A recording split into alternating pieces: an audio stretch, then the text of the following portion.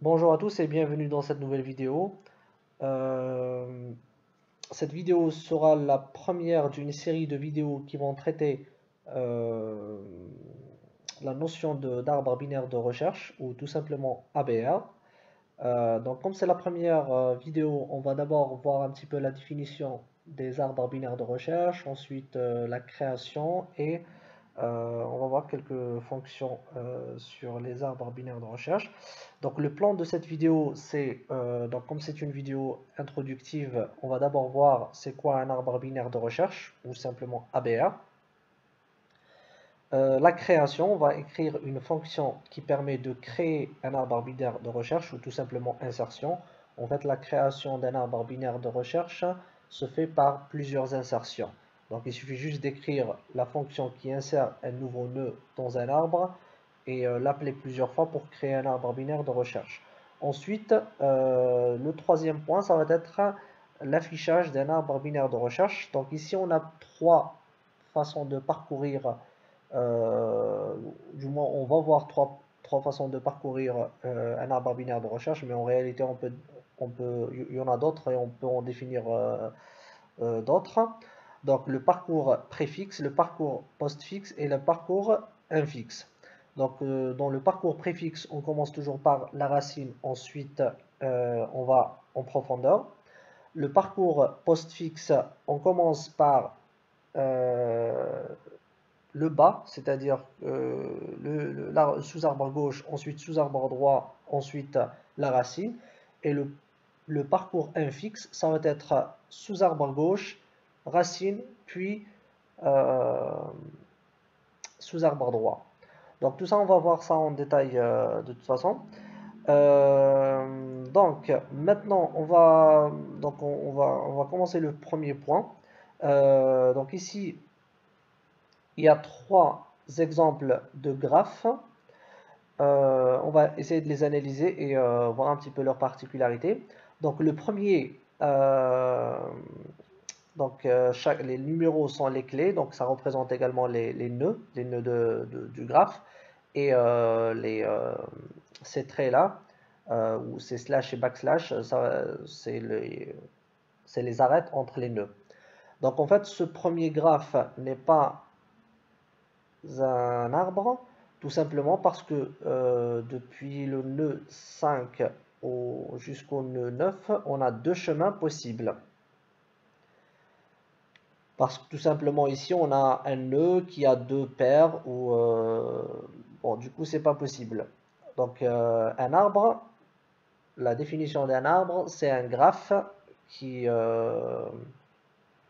quels que soient deux nœuds distincts de cet arbre-là, j'ai qu'un seul chemin euh, j'ai qu'un seul chemin qui va du premier au deuxième nœud. Alors, donc ici, j'ai pu trouver deux nœuds avec deux chemins ici. Donc le premier, c'est un graphe, mais pas un arbre. Ensuite, le deuxième, c'est un arbre parce que bah, j'ai une racine. Euh, enfin, j'ai une racine et je prends n'importe quel deux, donc n'importe quelle paire de nœuds. J'ai un seul chemin entre les deux. On peut même dire que c'est un arbre binaire, tout simplement parce que chaque nœud, donc ça c'est la racine, elle a deux fils, le 3 il a deux fils, 10 il a deux fils, 1 il n'a pas de fils, 9 pareil, 0 pareil, et 19 pareil.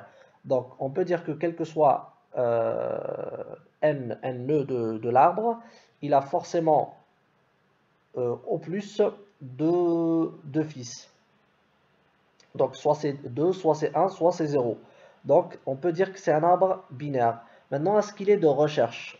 Pour qu'il soit de recherche, il faut que toutes les clés qui sont dans le sous-arbre gauche soient inférieures à ça, à la clé de la racine, alors que là on a trouvé 9 supérieur à 5. Donc c'est pas le cas. Donc c'est un arbre binaire, mais pas de recherche. Maintenant, on va passer au troisième graphe, ou troisième arbre, pour voir s'il est arbre binaire de recherche. Donc déjà, c'est un arbre parce que chaque paire de nœuds, euh, on ne trouve qu'un seul chemin entre les deux. Ensuite, il est binaire parce que chaque nœud, il a au plus 2 fils. Est-ce qu'il est de recherche? Donc ici, on a 1, 3, 4. Les 3 clés sont inférieures à 5. On a 10, 8, 19 supérieur à 5. Donc c'est un arbre. Donc là, pour la racine, c'est bon. Maintenant, on va passer au 3. Donc 1 inférieur à 3, 4 supérieur à 3. Donc c'est bon. 8 inférieur à 10, 19 supérieur à 10. Donc c'est bon. Donc on peut dire que de cet arbre-là, que c'est un arbre binaire de recherche. Et les deux autres, non. Donc voilà pour la définition. Maintenant, on passe à la création d'un arbre. Donc, pour créer un arbre, on est obligé d'abord de déclarer le type d'un nœud. Donc, je viens dans le point H. Donc, en fait, on utilise les structures. Je vais utiliser struct node. Donc, un nœud, il est composé généralement d'un entier pour la valeur. Ensuite, struct node étoile left pour le fils gauche et struct node étoile right pour le fils droit. Donc voilà le type d'un nœud. Ensuite, on peut faire type def struct node. Je définis le type node qui est le même que struct node. C'est juste pour éviter de réécrire à chaque fois struct. Donc voilà, la création du type est faite. Maintenant, je vais écrire le prototype de la fonction insérer ou add par exemple. Node, donc c'est une fonction qui va retourner un pointeur vers node, c'est le pointeur vers la racine. Je vais l'appeler par exemple add. Je lui donne node étoile root pour la racine et int val. Donc, alors val, c'est la valeur à insérer dans root, dans cet arbre binaire de recherche.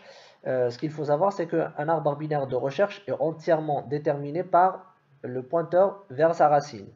Donc ici, il suffit juste de connaître le pointeur vers la racine, l'adresse de la racine, pour connaître en quelque sorte, pour pouvoir accéder à tous les nœuds de la racine. Donc maintenant, j'ai le pointeur vers la racine et j'ai la valeur à insérer. Maintenant, il se peut que cet arbre change. On va voir dans quel cas ça change.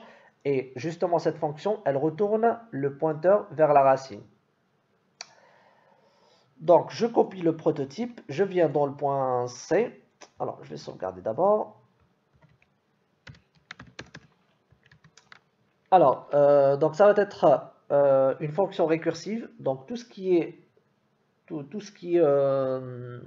fonction qui manipule les arbres, c'est dans la plupart des cas, dans la majorité des cas, en fait, on utilise la récursivité parce qu'elle est très très adaptée à ce genre de situation, à ce genre de problème. Donc le cas particulier, ça va être, c'est quand root égale nul, c'est-à-dire c'est un arbre nul. Maintenant, si c'est un arbre nul, le nouvel arbre après insertion de val, ça va être un arbre qui contient une seule valeur, qui contient un seul nœud, dont la valeur c'est val. Donc, je vais créer d'abord le nœud, n, je vais l'appeler n par exemple, égale node étoile, amalloc,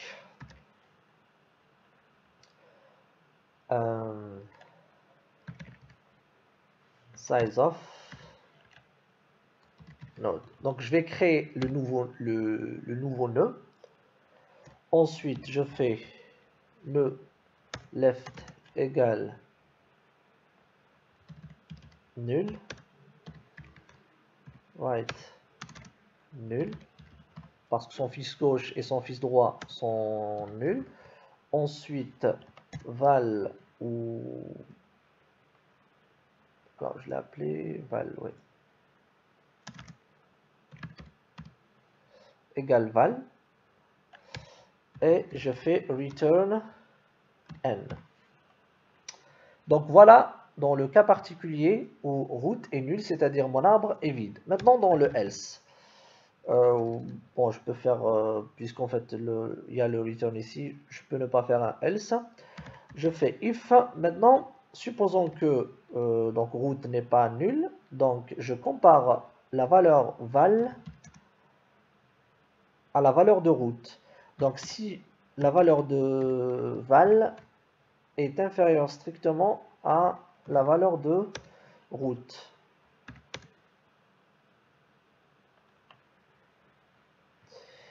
Ensuite, je vais faire la même chose si elle est supérieure strictement.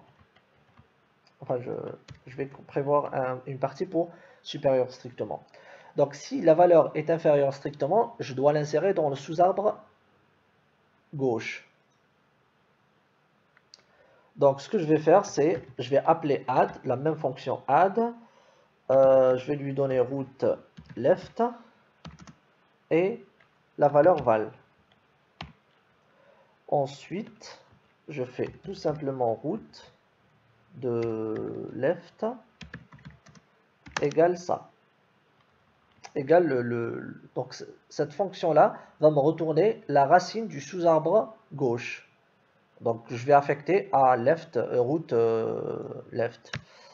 Ensuite, je fais return root. Et ici, je fais root right. Add root right val return root. Donc si vous remarquez ici, j'ai pas pris en considération le cas où la fonction ou plutôt la valeur val est égale à la valeur d'une route.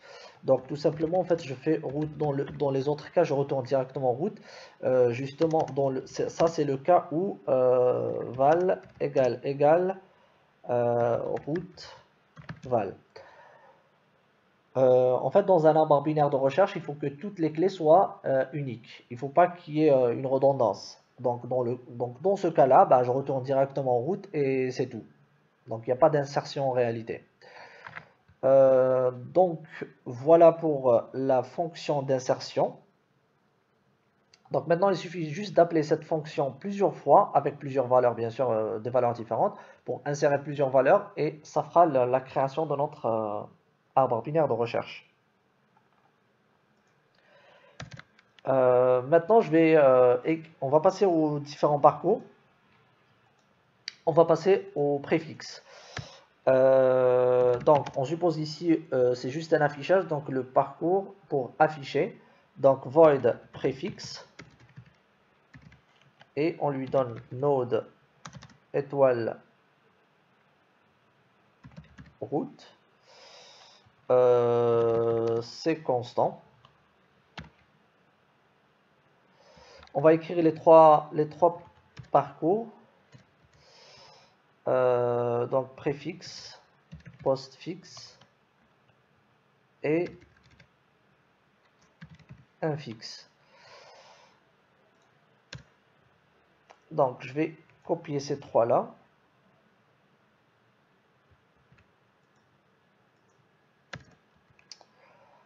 Alors préfixe, on a dit que préfixe, on commence d'abord par la racine, ensuite on commence par afficher la racine, ensuite on passe au fils gauche, ensuite fils droit. Donc ce qu'on fait ici c'est printf, on affiche la racine en fait, pourcentage d étoile par exemple, plutôt pourcentage d, ensuite on fait route.val. Ensuite je fais préfixe de route left, ensuite préfixe de route right. Donc ça va être des appels récursifs, bien sûr. Donc c'est un parcours récursif. On commence d'abord par On commence d'abord par afficher la racine, la valeur de la racine. Ensuite, on passe au sous-arbre gauche, puis au sous-arbre droit. Dans le cas du postfixe, ça va être le contraire. Donc, c'est postfixe root left. D'abord, on commence par le sous-arbre gauche. Ensuite, le sous-arbre droit. Ensuite, on affiche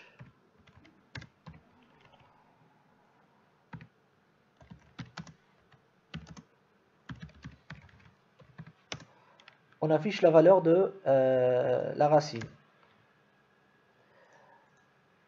Dans le parcours infixe, ça va être le sous-arbre gauche d'abord. Ensuite, on affiche la racine, la valeur de la racine.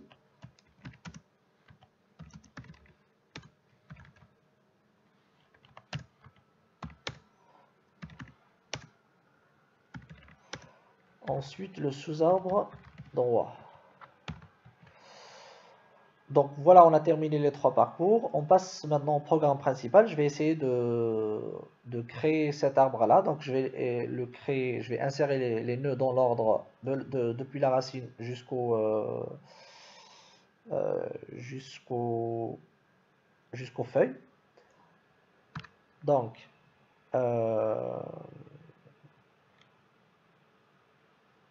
je fais node étoile route. Ensuite je fais route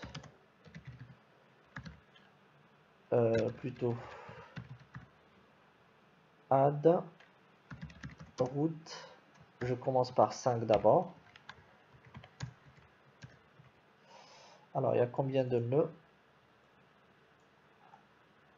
1, 2, 3, 4, 5, 6, 7. Il y a 7 nœuds en tout.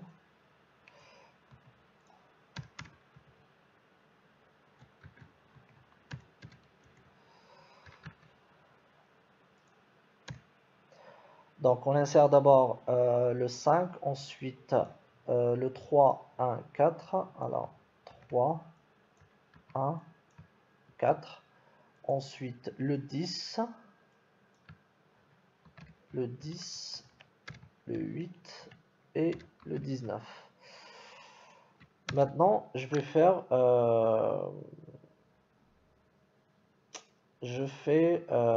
d'abord un fixe. Sinon, non, je fais préfixe d'abord. Préfixe route.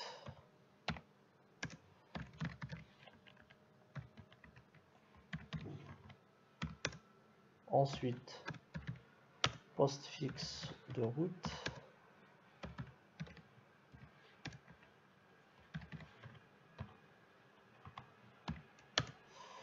Ensuite, un fixe.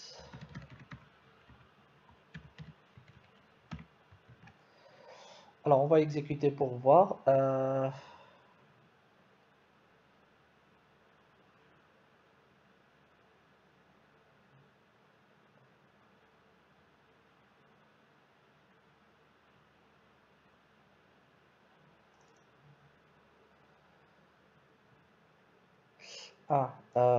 Donc c'est une virgule plutôt. J'imagine là, ici aussi. Ah, il y a une petite erreur.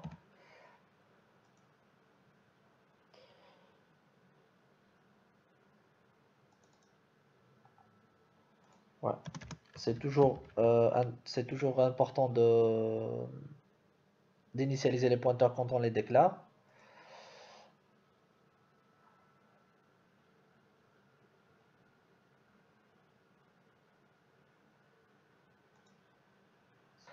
Alors ici il manque quelque chose, donc en fait il faut d'abord vérifier que route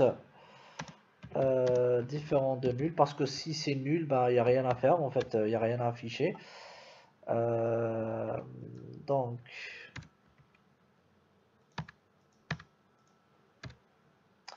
et c'est pareil pour les deux autres. If route différent de nul.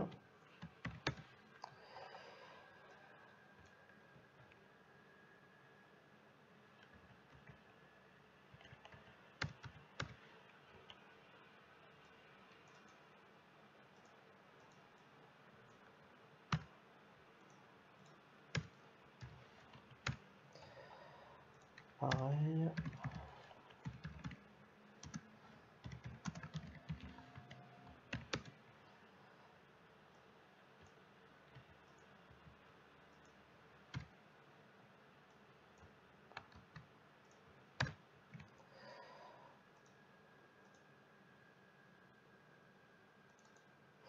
D'accord. Donc ici, include, je vais ajouter stdlib.h. Normalement, c'est bon.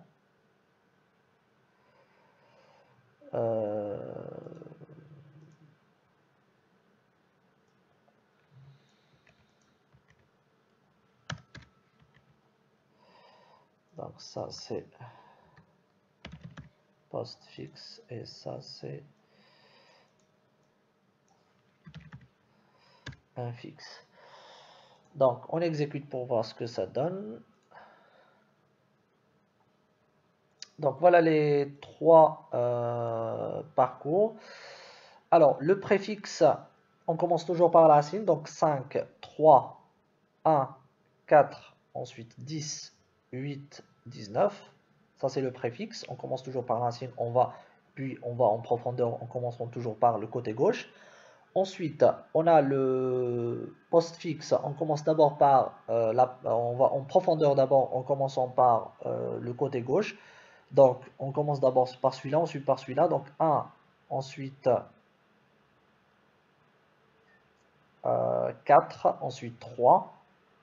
Ensuite, ça va être 8, 19, 10, ensuite 5. Donc, on commence toujours par la profondeur. Ensuite, on remonte. Ensuite, il y a le infixe. On commence d'abord par le côté gauche, ensuite la racine, ensuite côté droit. Donc 1, 3, 4, 5, 8, 10, 19. Donc si on remarque bien, le parcours infixe, il nous affiche les clés dans l'ordre croissant.